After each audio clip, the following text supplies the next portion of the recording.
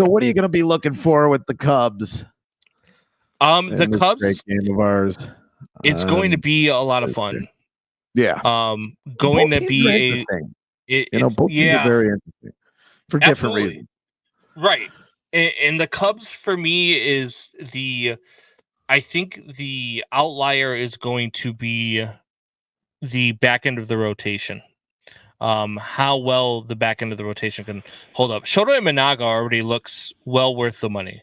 Shota Imanaga already looks like the real deal. Like his breaking stuff moves.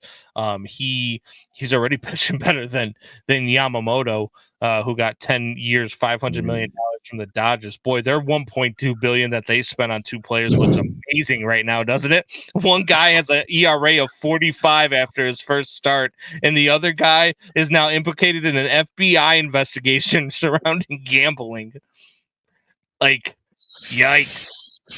But anyway, no, the back end of this rotation, I think is going to be where it's at if the Cubs are to actually win this division. Javier Assad starting the season in the rotation with Jameson Taillon on the bench. Jordan Wicks, how good can he be? We know our guy Alex Cohen is pretty high on him this year. Hayden Wesneski, Drew Smiley coming out of the pen. Who do you think's going to fill in for Taillon? You didn't really say. I mean, he's going to for Taillon. It's going to be a Javier Assad. And is he going to maybe take his spot, or is he going to be an opener? Is he built up? Does he have enough in it? I mean, can he? I don't know if he takes his spot just because. Can he pitch 150, 170 innings, whatever, close to 200, whatever. That's where it's going to be. It's going to be like, I think there's going to be a lot of switching out in the rotation. I think, that's one of the reasons why they went and got Craig Counsell, is because Craig Counsell is really that guy who really can make that decision of, hey, I'm going to give this guy an extra day here, an extra day there. He's always been good at that throughout his career. That's the other thing that I'm interested to see this year with the Cubs is how well Craig Counsell handles this team. How he handles, guys who, are generally injury prone, how he handles, Cody Bellinger and days off, and, how he handles whether or not Michael Busch struggles. How quick is he to give Busch time to come out? How quick is he to give Chris Morel time at third base to develop his glove, because his defense looks really, really bad right now? How long are you willing to go with that before you take a guy out of the lineup whose bat is really needed in that lineup? There's going to be a lot of moves along the way. I think at some point we see PCA up. At some point, I think we see Owen Casey up.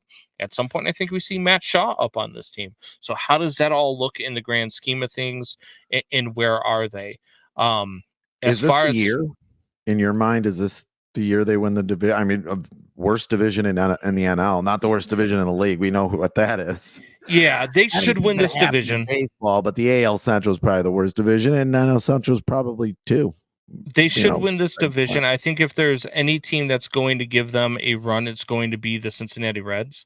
That Reds rotation is really good. Hunter Green is really good. Graham Ashcraft, Frankie Montas. They've got Nick Lodolo.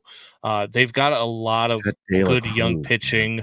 Their lineup is stout as well. They added Jeimer Candelario to play third base there. You've got Jonathan India. You got, like you said, you're talking about Ellie De La Cruz. I mean, Jake Fraley. Trying to think they got TJ Friedel. They've got a lot of players over in Cincinnati. I think Cincinnati is going to be their thorn in their side all year long. That's going to be the team that does not go away in this division. And I think Pittsburgh's sneaky too, man.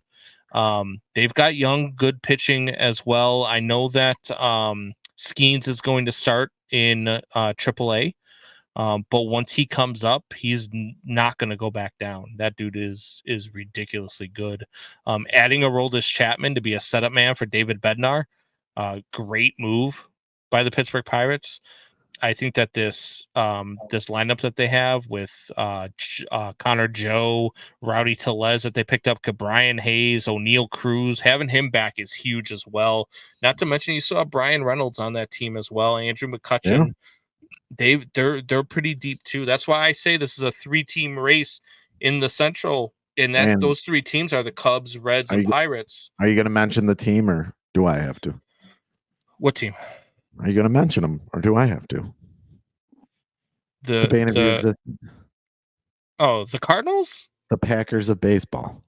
Yeah, the Cardinals are just they're not a worry at all. Going to be on the DL, but doesn't look like he's going to miss a lot of time. But a strained hamstring could be a month. Sometimes it's a week. You know, and with a pitcher, it's his push off leg too. Yeah.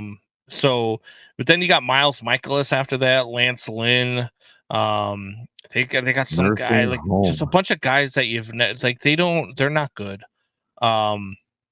Their bullpen is weak. They don't have a very good bullpen.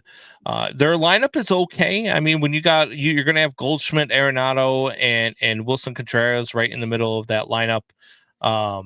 They did get Matt Carpenter back, which I don't really know how much that really helps you. He hasn't been the same for the last 4 or 5 years. You know, so they lost a lot too. People don't realize like how much they lost, but they lost quite a bit out of their outfield. And so I don't know, the Cardinals and the Brewers, they don't scare me. I know Brandon Woodruff went on the 60-day injured list to start the season too for the Brewers. So now they're down to Peralta and Wade Miley. Their bullpen isn't very good. Their lineup isn't very good. They did sign Rhys Hoskins, which was a guy that I was, looking at the Cubs when it came to first base. But they're just the Cubs first base. Patrick Wisdom's hurt, and you kind of thought he'd be in against lefties, right? Yeah. At least, maybe get Cody Bellinger a day off, or he plays center, whatever. Mm-hmm. When we had Alex Cohen on, he, really, we asked the question, like, who's the minor leaguer that's been there a while that you think should come up, or some guy you're rooting for? And he said Matt Mervis. Yeah. Do you think Matt Mervis should be on this team, or no? Garrett Cooper's going to be. Cooper. Yeah. Is so going to be. He made the team from what I heard, but yeah, he did make the team. And Michael Busch is going to start at first. Cody's going to start at center. And I believe Garrett Cooper. I'm pretty sure Garrett Cooper made the team. He did. I think you were working today, but I just read it today that he made the team. And then they've got Alexander Canario. A lot of people forget about Alexander Canario. He's been hitting the cover off the baseball all spring as well. Kind of sounds like you made that name up, but Alexander Canario. Stop it! Like you made the name up. Look, we're not talking about the White Sox roster anymore. You lied to me. You said your finger was a gun. But no, that doesn't get old. And for me, I think Matt Mervis is now that guy who, at the trade deadline, is involved in a trade for whatever pitcher they're going after, or whatever bat they're going after at the trade deadline. That's where I think you're hoping that he goes back down to AAA and he just tears it up. But he's not going to come up to Major League Baseball. He's not a guy that I see right now as a future for the Cubs. Really? That's why they went out to trade for Michael Busch. You don't make that trade expecting maybe Matt Mervis to come up or do all this. So there would have to be a lot to happen, a lot to go wrong for Michael Busch to come up. I think if Michael Busch struggles, they call PCA up. PCA plays center, and you move Cody over to first. Yeah. So I think that's the way it's going to play out. I mean, look, time's going to tell. I could be wrong, but I don't think Matt Mervis is a part of their plans. And I don't think Bellinger's splits are that bad. They're not, every left-handed hitter has trouble, but they're not as bad as some left-handed hitters. I think he actually has lefties relatively well, if I remember correctly. Yeah, I mean, it's not I'd have bad. to look up the splits, but I think he's pretty decent against lefties. It's not bad. He bats like 250 against lefties, and he's been a 300 hitter in certain years. Johnny Thomas trying to steer our show again. Cubs underachieved last year, and Council Counsell alone is worth a few more wins. We didn't really talk is. a lot about managers, especially for the White Sox, which I'll just do it very quickly. I think Pedro Grifol is the worst manager in the division. But now to you, what does Counsell mean to you?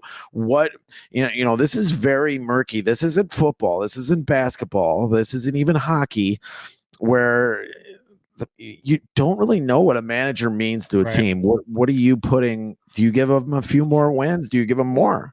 You were very critical of Ross last year. Yeah, and that's where I would go with it when it comes to management. I don't know how significant a manager is in player performance and player development per se, but I know how important a manager is when he puts together a lineup and when he makes the call to go to the bullpen, or when he makes the call to bring in a pinch hitter or a pinch runner. And throughout his career, that's something that Craig Counsell has been really good at. Craig Counsell has gotten the most out of guys like Rowdy Tellez, out of guys like Marcus Thames, out of guys that have just not been very good, and he's gotten the best out of those guys while they were with him. And then when they leave him and they go somewhere else, they're back to what they were before that. Mm-hmm. So I think there is something to that. I think that not watching a playoff run where you're watching Miles Mastrobuoni play every day at third base, as opposed to just being a pinch hitter or a pinch runner from time to time for a guy who might be struggling. Like that is the difference that you're going to see with Craig Counsell that you didn't see last year from Ross, which is why I was so critical of him. Like, look, I love David Ross, man. I love Ross. He's that guy. Like, he's been a staple for the Chicago Cubs since 2016. Like, I have a lot of good feelings for David Ross, and I think he's going to be a successful manager someday. I think he needs to go be a bench coach somewhere with a very good manager at the time and learn some things. But he just had he would make the wrong calls with when to take out a pitcher, which pitcher to bring in, when to bring in a pinch hitter, who to pinch hit for. Those were the things that Ross was really poor at, and I think we got a lot better with having Craig Counsell make those calls. Do you think they kind of did him a little disservice? I mean, they could have done more at the trade deadline. We did say that last year. Yeah.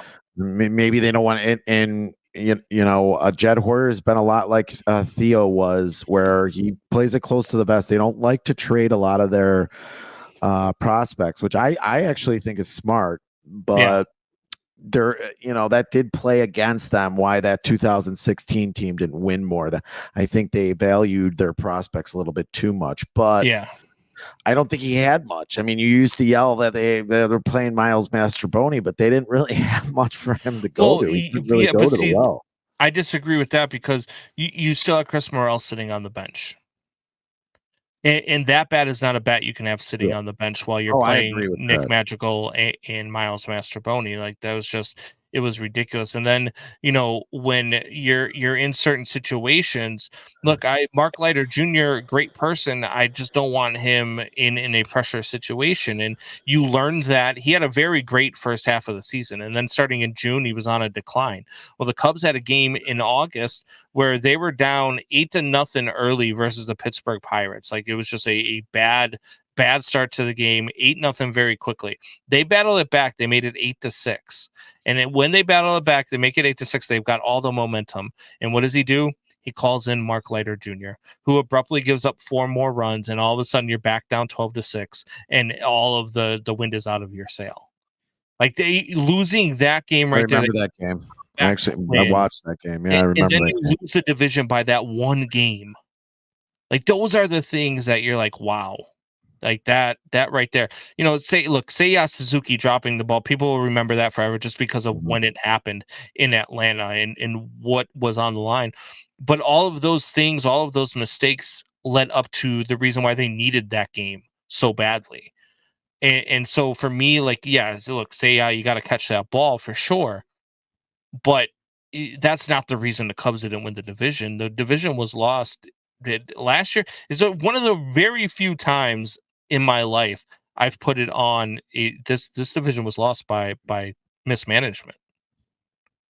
Yeah, and I have to agree with you there, and I hate to agree with you, but I also agree that it's their division to lose this year. I mean, we talked about prospectus somehow having the Cardinals beating them. That's why computers aren't going to take over the world anytime soon. But I just think it's their division to lose. I think a lot of the teams in the division are either retooling or rebuilding and just kind of, letting, for lack of a better term, letting them win the division this year and kind of retooling and being better for next year. Sometimes and I think Jed Hoyer is a great baseball guy. The only criticism I have is sometimes they're doing two things at once. Right. Like, are we winning this year or are we rebuilding still? What are we doing this year? Are we going for it this year? Or are you going to be like, wait and see? I've been critical with the White Sox. I've sometimes been critical with them when the White Sox are like, let's see what happens. And then at the trade deadline, we'll start doing something. It's like, I think they could have been more aggressive in free agency this year.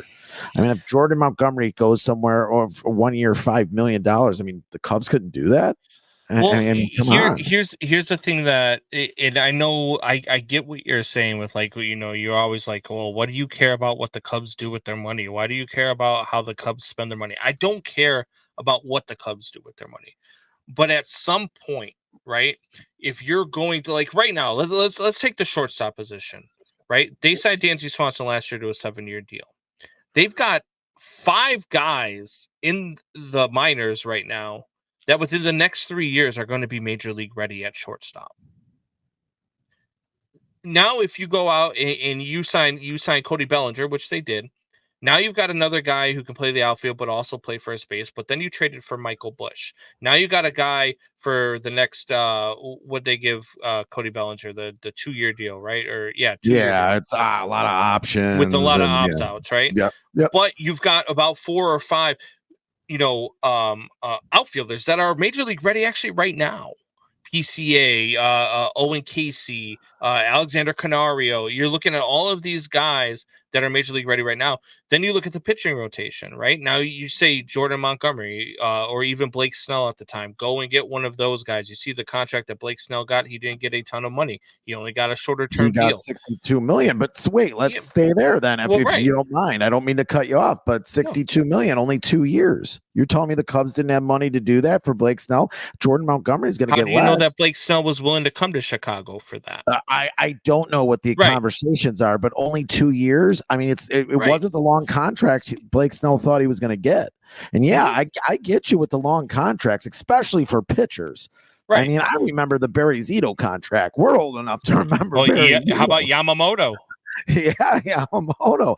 I mean, the list kind of goes on and on with pitchers, especially. Yamamoto got paid $2 million for that start. His ERA is 45. Like, and that's the thing. Like, you've got, look at the Cubs pitching staff right now. But right? It's just 1 year. I mean, right, but let's take the Cubs pitching staff right now, where you've got Justin Steele, Shota Imanaga, Jameson Taillon, Javier Assad, Jordan Wicks, You don't like Jameson Taillon. No, I know that. I know I don't, but you've got them under contract. So right now you've got 6 pitchers, not to mention you've still got Caleb Killian, Cade Horton, and Ben Brown that are ready to come up right now as we speak. These guys had fantastic springs. They're ready to pitch in the major leagues right now. So at what point do you stop clogging up holes is what I'm saying. At some point, you said yourself, you like homegrown talent. You don't like trading away your talent. Well, at some point that talent has to come up and play at the major league level. I get it, but if you can get a guy on 1 year who's better than Jameson Taillon, I don't care what he's getting paid. I agree. Mean, that might have been one spot, at least I think that's my only. Like I said, I think Jed Hoyer still has to prove himself. I really do think he still has to prove himself. I think that's probably what drives him every day. He's not a Chris Getz. He's definitely a good general manager. Right. But to talk general manager, right? But he was in Theo Epstein's shadow for years. I mean, he has not done anything himself yet. But he's about to, right? Like, I mean, because this farm system is his farm system. This farm system wasn't here when Theo left, so this is his farm system, the farm system he's built.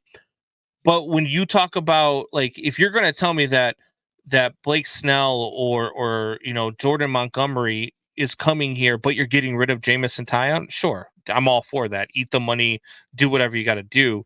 I'm all for that. He's your long guy. You're upgrading. He's your long guy. No, just get him out of here. So I'm okay with a move like that. But you also have to think about, like, when you say we don't know the negotiation part of it, you got to think of it from that point. You're a pitcher, right? You can go to a place in San Francisco that is known to be a pitcher's ballpark. It's hard to hit the ball out, especially at night in San Francisco. Or you could come pitch a bunch of day games at Wrigley Field where the wind's going to be blowing out at 85 miles an hour and for 90% of the summer.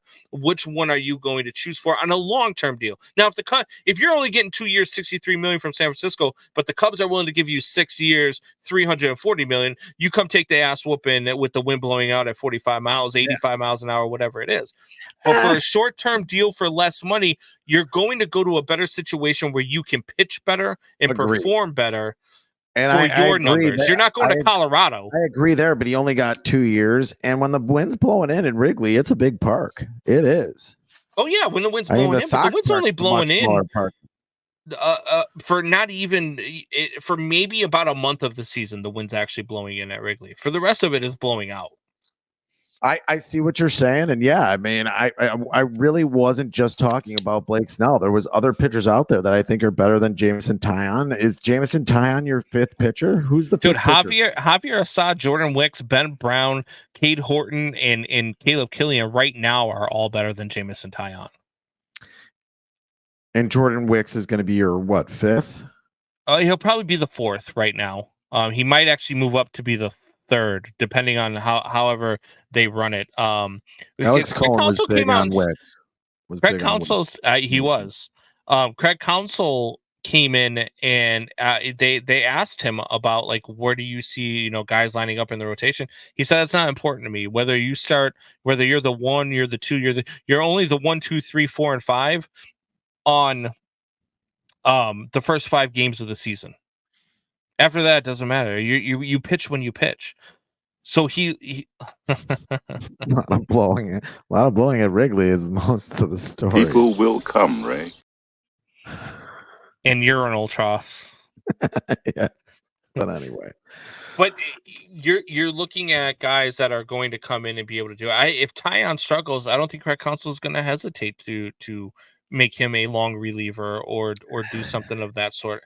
And that's where the Cubs actually have the Wouldn't depth you rather have a proven pitcher then to pitch in his spot instead of depending on, this guy should probably be ready next year. Well, right, but that's how all of these pitchers become proven, though. And the problem that I have with starters, just as a whole, is that they're not ready to pitch the whole season anymore. This isn't when in the 90s when it was like, okay, he's a rookie, he's going to pitch 200 innings this year. That just doesn't happen anymore. You have until June. You have until June to see what you have in Jordan Wicks and Javier Assad. And then you can make a trade. And then you can make a trade. You got the trade deadline. You've got all this stuff. You've got all sorts of things you can do. You're right there, but I don't know. For a team, if we're going, I mean, we're either in and out. They're not winning the World Series, though, right? I mean, like, this team, you have to be realistic. This team, as presently constructed, cannot win the World Series. Do you believe they could? No. I don't think so. No, they're not better than San Diego. They're not better than their championship. What are we doing? They were a 500 team. They almost won the division last year. I'm not saying they were a couple games over 500. Right. Whatever. They were basically a 500 team last year. Are we going or what? Being 500 is the worst place to be. But they're going to be a division champion, which means they're going to be a top 3 team technically in this league. But when you look at the rosters, they're probably top 6. They're probably 6th. You take how many other teams would you take before them? You're going to take the Braves. You're going to take the Phillies. You're bullish on the Braves. Yeah. You're going to take the Dodgers. You're probably going to take the Padres, right? Would you take Miami right now over?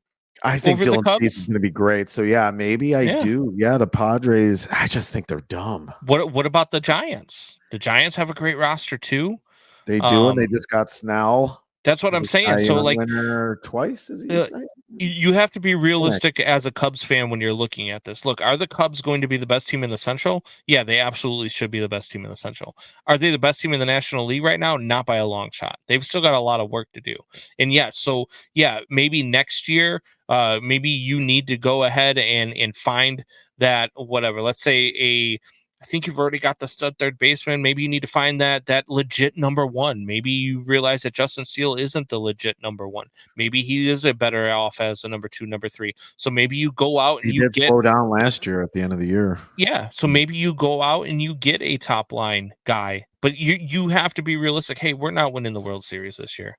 We're not winning the World Series. So let's see what we have in the young guys. We're still going to win this division. We're still good enough to get to the playoffs. I mean, hey, maybe something sparks off. Maybe we are like the 2015 Cubs who arrived a year early. Maybe we end up in the NLCS. Maybe we get hot during the playoffs. Maybe we win one round. We fall just short of the World Series. Now we've got some playoff experience for all of our young kids, and now we can go for, whatever move it is. You want to talk about your John Lester move, or your, whatever move you need to make it that one extra step, your Aroldis Chapman move in 2016, right? Like, then you make that move. But you have to be realistic from a business side of things to be like, hey, I'm not going to clog up. Let's see what we have in these guys. We're still good. We're still better than every other team in this division. Let's see what we have. And if come June we're in a dog race and we think that this team can actually be something really great, then we go make another move. But for right now, we don't need to do anything. They don't have to. The Cubs are in a great position where they don't have to do anything. They've got so much depth in this organization. They don't have to make any more moves, and they're just as good now as they would be even if they added Jordan Montgomery or Blake Snell. Yeah, I mean, and you're making a lot of sense, even though we're almost an hour and a half in, and I want to stab you in the throat. Hey, I told you we were going baseball heavy. You should have expected a 4-hour show. But I want. I don't know. Sometimes they're too measured. Jed Hoyer and Theo. I that was the only criticism I had. Great baseball. I know what you want. Always one of the top GMs. They're just a little too measured sometimes. You're a fan. You want everything. You want to be the Dodgers. You want to go out and you want to spend, you're a 700. Fan, they definitely have the best player development in the league. There's not really a close second. Nope. And they spend money and they spend money like crazy. The Yankees spend money like crazy. Look at Tampa. They're innovative. And if it wasn't for a shortened season, if it wasn't for a shortened 2020 season, when was the last time the Dodgers won the World Series? See, baseball is a weird sport. When was the last time the Yankees won the World Series? Corner here, but baseball is a weird sport. Yeah, but the Yankees. I know it's I don't a weird know how sport. often the Yankees have a top 5, farm system. But you're like that fan that wants it. You don't have to spend all that money to win right now. I agree, but at least they're going for it. At least they know. At least you know what the Dodgers are doing. So you would rather be like, all right, the Cubs won the division, they lost in the first round, but hey, they spent $400 million. So the Dodgers to win more games than the Cubs this year, and I'm going to pick the Dodgers to get farther in the playoffs. You're going to pick the Dodgers to win more games, but come the playoffs. No. Now that you want to yell, you didn't hear the Dodgers ownership yelling and screaming and crying when COVID started. You had a bunch of small businesses right down the street losing their job. And you're calling it a biblical. You're calling the losses biblical.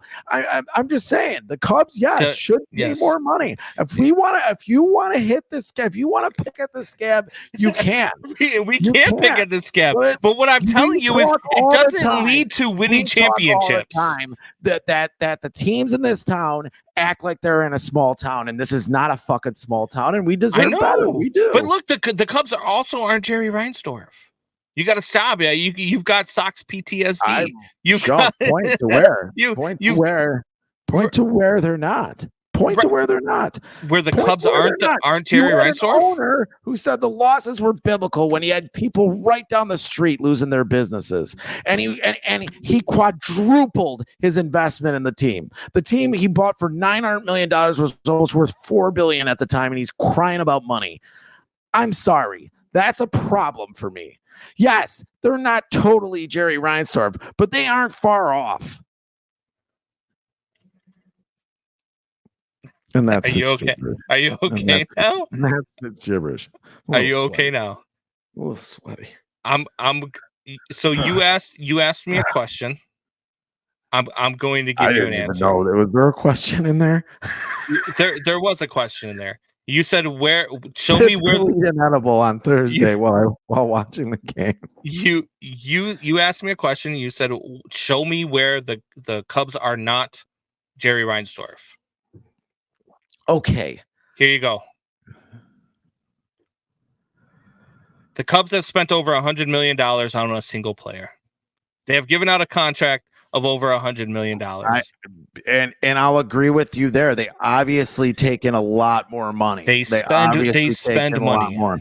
The Sox salary last year was a top 10. They had the top 10 salary in baseball last year when it came down to it. So how'd that work out for them? Far less money. Yeah, it didn't work out, but they make far less money than the Cubs. I'm just saying. Okay. I'm not so, but if the Cubs win the World Series, it's not a long shot. I'm just saying, if you're not taking a pitcher and having to give him 7 years, Blake Snell just signed for 2 years. Right. I mean, I'd be saying that I need a pitcher here. If the Cubs, but they don't though. If the Cubs, Jordan Wicks had won a Cy Young. The Cubs won the World Series in 2016 with 6 guys in their lineup on rookie contracts. You don't have to spend money to win in this game. If they win the World Series this year, say all the stars align. The Cubs win the World Series this year. Are you going to be like, wow, they won the World Series, but they only spent $145 million on their roster? Hypothetical here. That's what I'm saying. It's not a hypothetical. It's a question. We can't just do a hypothetical and say, I'm okay, right. It's not a hypothetical now. It's not a hypothetical. Where everything lined up. Here's a non-hypothetical situation. The Arizona Diamondbacks were in the World Series last year. They were the National League champions. Where did their roster payroll go? You're preaching to the choir here. If they had another starter, they might have won the World Series. You're preaching to the choir here, though. I'm just saying, if the Cubs are one starter away from winning the World Series, they're not, though. Do you believe they're one starter away from winning the World Series? It's possible, no, yeah. No, I mean, if the Diamondbacks make the World Series, the Diamondbacks, you just said the Diamondbacks made it to the World Series. If the Diamondbacks had Max Scherzer, did they win the World Series last year? No, because Max Scherzer was hurt.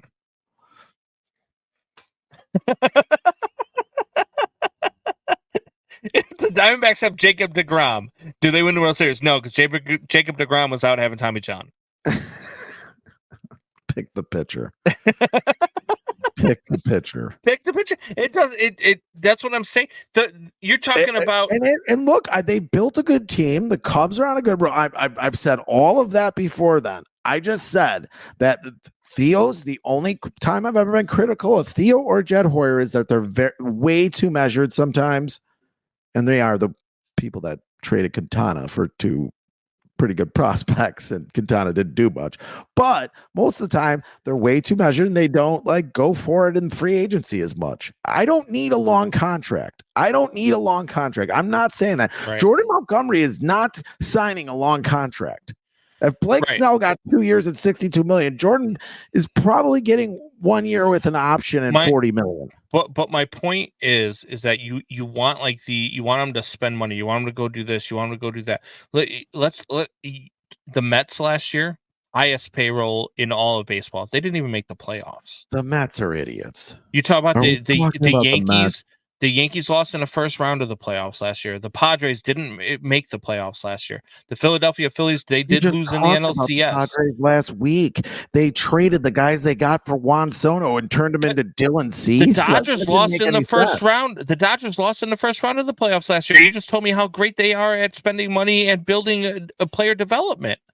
They lost in the first round of the playoffs. They've won one World Series, and it was in a 60-game season. it doesn't matter. There's no argument they're the best at player development in the league. There's no argument. I agree There's with you. I'm not two. disagreeing with you. But what I'm No saying is one's just arguing with because you that. signed Blake Snell or you signed Jordan Montgomery, it doesn't mean you're winning the World Series. I understand that, but I would like, if I'm sitting as a Cubs fan, I would have liked them to sign another starter. When you're waiting for Jameson Taillon to come with his 4.8 ERA to come back from an injury, I have kind of a problem with that. This coming from a guy whose team's fifth starter is going to be Nick Nistry. I am not.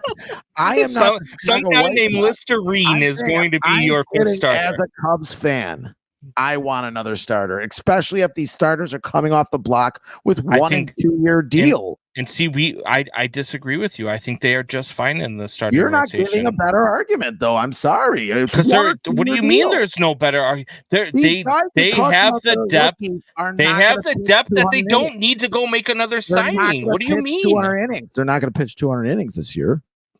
Are they? Are these rookies going to pitch 200 innings this year? No, because what you're going to do is you're going to transfer in between all of them. They're all going to share the time. That's what is going to happen. That's how you give young guys experience. What do you mean? Like all of these guys that come up, you think Blake Snell was ever on a team that you just like right off the bat, he was just like, hey, you're our number one. You're going to pitch 200 innings this year. No, you develop the arm. You're doing the player development. What are you talking about? You're not going to rely on guys like that late in the year. Why the Dodgers do it every year too? You're going to have to trade for somebody then. The Dodgers are going to be fine with their starting rotation, I think. Well, right, they're going to be fine with their starting rotation now. But what you're talking about them in? Are you trading for a guy in July then? If Taillon isn't good, you got a couple other guys that are question marks and that are obviously question marks in the starting rotation. Are you trading somebody in June or July if the Cubs are ahead in the division by 3 or 4 games? Yeah, and they're probably going to be buyers. They're probably going to go out and they're going to sign somebody. They're going to do all that stuff. Sign somebody? You mean trade? Well, no, they could still sign somebody. I mean, what are you talking about? You could go out there right now and get Jordan Montgomery. Well, yeah, Jordan Montgomery hasn't been signed. That's my argument. They should probably go out and maybe get him. Maybe think of signing him right now. Right, but when you're talking about the Cubs and not allowing that they're young, they have to go get another starter right now. They shouldn't let the young guys be the answer right now. I mean, what do you think that the Dodgers did all those years when Walker Buehler was their number 5, or when they had the Hispanic dude with the glasses? I forget his name. The goggles. They had him on the team. You're making up. But no, it's not. He wore number 7. I just can't remember his name. But he was coming up. He was their 5th star, but he was their big guy from, in their system. They believed in him, so they allowed him the time to grow. They allowed him the time, and he actually was their game 1 starter last year in the postseason. And now he's not even on the roster. And I totally get that, but he wasn't their game 1 starter that year. If they're going to be, if they want to take a chance at winning this thing, or at least have a shot, I think they need another starter. Why not go out and buy one? No one's getting multi-year deals. If they did that, I wouldn't have a problem with it. But what I'm saying is they don't need to do it. Is my argument. They don't have to do that. Then they will trade. Then they will trade at the deadline. Then they're going to have to trade at the deadline. Like, why? I mean, I'm sure someone's going to. They might have to trade at the deadline. But what if they're 14 games up in the division at the deadline? Are they making a move? Probably not. They're going to be 14 games up. But what I'm saying is, if they are up in the division, like if they are winning and they're showing why do you have to make a move at the deadline? I mean, if you don't have the starters to eat up the innings, then yeah, you're talking about a bunch of rookies who are going to pitch 120 innings. They would probably have to get a guy who's going to be able to be good in the stretch during the stretch. Julio Urias is the guy I was thinking of, by the way. Julio Urias. Oh, yeah. From the Dodger. Very good pitcher.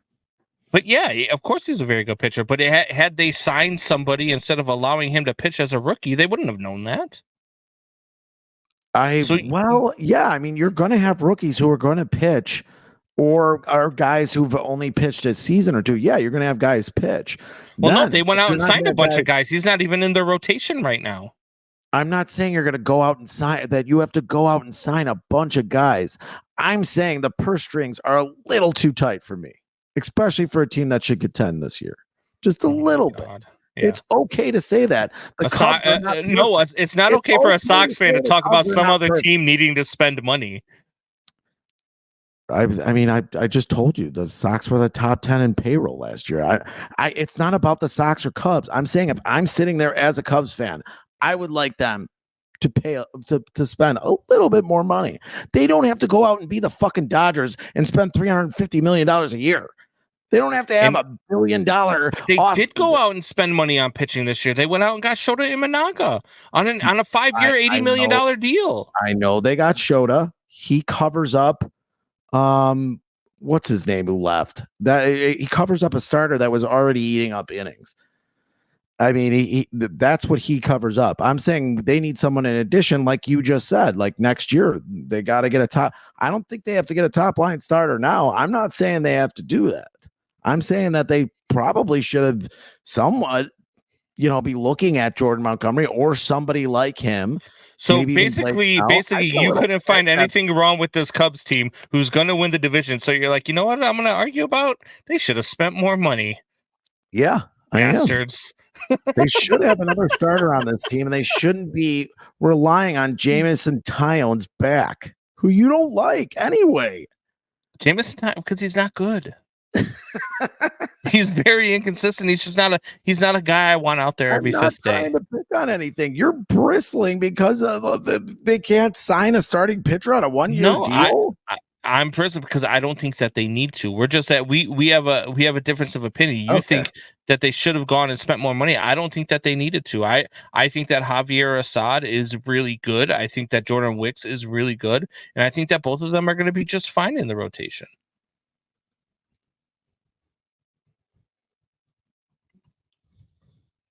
You got nothing else?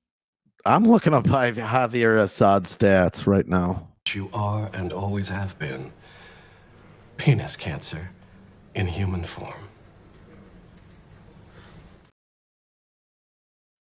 He pitched 109 innings last year.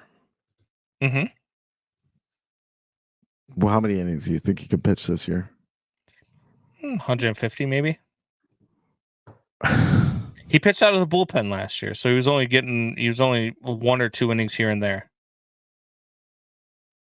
And he left the show. What just happened? Well, at any rate, at an hour and 42 minutes in, you know what happened? I bet his wife just cut the internet because he was on for too long. Stop. Did Nicole cut the internet? She's not even up anymore. She turned off your computer? She hung up. Shanna, you just hung up. I did not hang up. I swear to God. Mostly I think you should leave. Yeah, you should. You should be conservative in baseball, but there is times where it's like, I mean, come on, they're not being conservative though. They've got guys that are ready to go. That's what I'm saying. Like, there's a difference. Like, if this Cubs team didn't have the second best or third best, or if not the best farm system ready to go guys right now, then I would say, yeah, we needed to go and do more. But they didn't. The one piece that they needed to add, which drove me nuts that it took so long to do it, was the Cody Bellinger piece. You needed to bring that guy back. You needed a lefty bat. You needed pop from the left side of the plate. And they went out and they did that. They acknowledged that they needed some front end of the rotation help. They went out and got Shota Imanaga, who, by the way, had better strikeout numbers than Yamamoto did last year. So the Cubs did do what they needed to do. Now, yes, they did go out and get Yamamoto for less years than 10 years, $500 million like the Dodgers spent. But I'm not gonna hammer them for getting a smart deal for a pitcher, and I'm not gonna hammer them for not going up and getting another starter when they've got 5 starters in the minors that are ready to go right now. I'm just saying those guys are not going to pitch 170 innings for you this year. They're not. But if Jordan you Wicks isn't either. He right. pitched 100 innings. But if last you year. take Not those, gonna if you pitch take 170 innings. three of those five guys, if you take three of those five guys that are ready now, let's say Jordan Wicks, Javier Assad, and let's say Caleb Killian, and you split the 170 innings between those three guys, what's wrong with that? Could work. Could work, but It I could don't want to work, be or it could blow trying to up. contend for a World But- Series, splitting But innings just with but three different it could pitchers. work. It could work if you sign Blake Snell. That guy struck out whatever 200 and something batters last year, but he also walked more batters than anybody else in the majors. He does walk a lot of guys. He was one of those guys that he was either really, really on or he's really, really off. So sure, it could work out for Blake Snell in San Diego, or he could go 2-10 this year with an ERA of over 4. San Francisco, sorry. Yeah. So Yeah, no, he's basically a left-handed Dylan Cease, except for I think Dylan Cease is a little bit more consistent and doesn't walk as many guys, but Dylan Cease has problems walking guys. She used the app to kick him off. and then he backhanded her and got right back on like a man. Yes. That would never happen.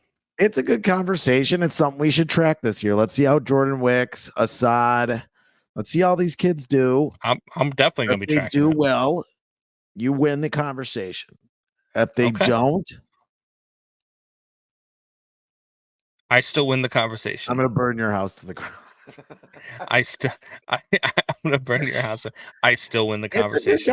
It is a good conversation because it's really it's a common conversation in baseball pretty much every year with a lot of different teams, a lot of the top 15 teams that are contending 20 teams each year.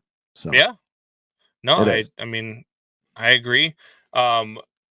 Before we get out of here though, because it has been an hour and 45 minutes, what has been like your biggest surprise so far in the college basketball That's a good question. in the tournament? I mean, come on, Oakland beating Kentucky. I mean, But that was also pretty as good. good as Terrence Shannon has been, and I know it's local, but he's got size. He can move. He probably has to work on his dribbling a little bit. His shot isn't quick enough. I always look at how quick a shot is. It's a little bit too long, but he's going to be in the first round as a draft pick, right? I mean, he's been really I would think good. so. 30 points against Duquesne, and he didn't even play the whole game. Yeah. Boo Buie looked good in the first round of the tournament. I know they're losing to UConn by 16 right now in the second half with like 3 minutes to go. But Boo Buie looked really good for Northwestern. Zach Edey and Trey Kaufman-Renn both looked very good today for Purdue. Zach Edey, like I said at the beginning of the show, there's no way you're going to convince me that guy's not 9'4". Yeah. But yeah, look, Oakland beating Kentucky, like by far. I think they said 4% of people had them in their bracket. Those 4% of people either went to Oakland or they have 10 other brackets somewhere else that they just they pick some scenario of everybody winning so that they're right. I used to have a friend who would fill out like 4 or 5 brackets, and he would take all 4 of the 16 seeds to win in one of those brackets, so that whenever it happened, he would be able to say that he picked it. And I'm like, that doesn't count. That doesn't count. Mississippi State. Yeah, like Utah State. That does not count. Braxton Jones went to Utah State. How many brackets do you fill out a year? Just I know one. you sent me the one. And I did okay. I think my Final Four is still intact. I've got 7 of the Unless 8 Taylor Elite lost. 8. 7 of the 8 Elite 8 are still alive in my bracket. And all of my Final Four are still alive in my. So my bracket's doing fine. Yeah, I've gotten plenty of games wrong. I've probably got, of the first 32 games that have been played, I probably got 16 of them wrong. But I've still got, I'm still going to be moving forward where those people who got a lot more right, like one of the guys who got a lot more right than me in the first round also has Kentucky winning the entire damn thing. So I'm going to have more points as we move forward than he is. Yeah, that's tough. Yeah. Oh, yeah. I don't think I even had Kentucky making the Elite 8, but I'd have to look back at it. Well, how about like right now, Texas A&M is 4 points behind Houston, it's only the first half. They're going in, about to go into half. They got a minute I had left. Houston winning it all, so that's gonna suck. That would I have suck. UConn winning it all, and right now UConn is also struggling with forget who it was that they're playing. Who the hell is UConn Alex playing right Caruso now? went to Texas A&M. by the way. Northwest they were struggling with Northwestern for a little while. Now they're up 70-52. But UConn was struggling a little bit. I've got them winning it all. And then I mean, who the hell had Yale versus San Diego State in the second round? I know, not me. I mean, so yeah, there's been a lot of good things. VCU upset Baylor today. Baylor. That's it. No, then that's it. My Final Four. Then I didn't check the scores for Baylor. Then my Final Four is broken up because I had Baylor making it to the Final Four. I know that. Oh yeah, no, I have UConn beating Tennessee. I have Tennessee beating Houston in the Final Four. I have UConn beating Tennessee in the championship, and UConn beating North Carolina in the Final Four. So I have UConn, North Carolina, Tennessee, and Houston in the Final Four. Michigan State did okay.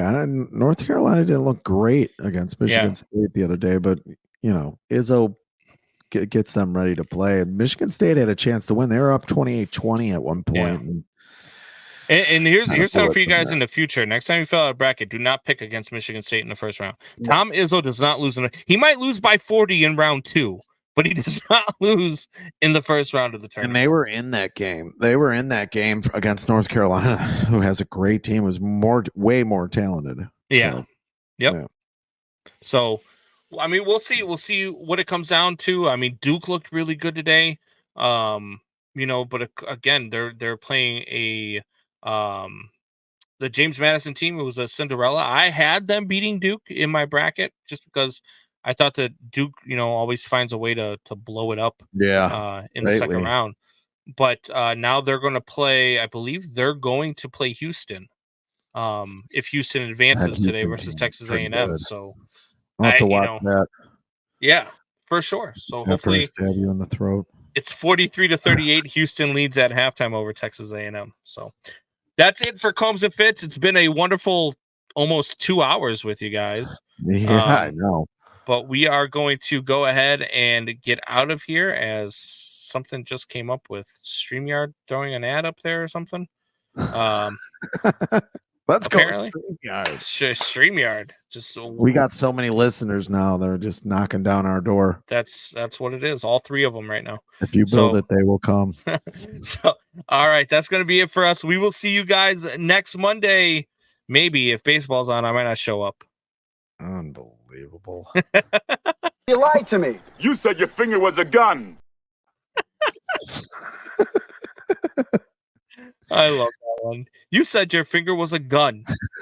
All right. We're going to get out of here, guys. Hope you guys enjoyed Combs and Fitz, Windy City Sports Talk. We will see you guys next Monday. What you just said is one of the most insanely idiotic things I have ever heard. At no point in your rambling, incoherent response were you even close to anything that could be considered a rational thought. Everyone in this room is now dumber for having listened to